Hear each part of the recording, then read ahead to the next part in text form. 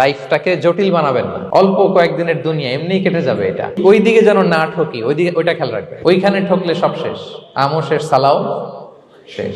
ওইখানে যেন ঠকে না যায়, এটা খেয়াল রাখতে হবে। তাহলে প্রথম ফ্যাক্টর হচ্ছে সুখী সমৃদ্ধ জীবনের will make our life simple.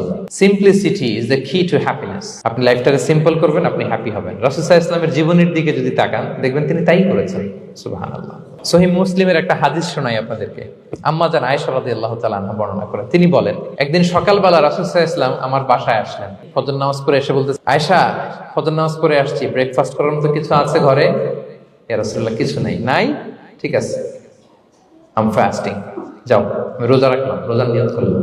কত ইজি গোয়িং, কত সিম্পল বানিয়েছেন লাইফটা। আচ্ছা, আমরা হলে কি করতাম? একটু মিলাই নিজের সাথে। সাধারণত আমরা যেটা করতাম, আমরা অনেকে রেগে যেতাম। প্রিয় ভাইরা, ঘরে কিছু নাই মানে তুমি আগে জানাবা না আমাকে? হ্যাঁ, গত রাতে বললে তো কিছু নিয়ে আসতে পারতাম। সাধারণত এইভাবেই তো রিয়েক্ট করি আমরা, আগে জানাবা না কেন, আগে বলো না, রেগে যেতাম। অথবা বলতাম, আচ্ছা ঠিক আছে, এখন যে একটা কিছু ব্যবস্থা করি, দেখি কিছু পাওয়া যায় কিনা। এরকম অনেক ওয়ে খুঁজতাম।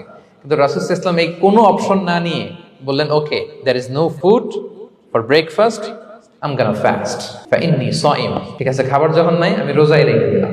সুবহানাল্লাহ। এভাবে তিনি তার লাইফ লিড করেছেন। Make your life simple, you'll be happy. জটিল না করে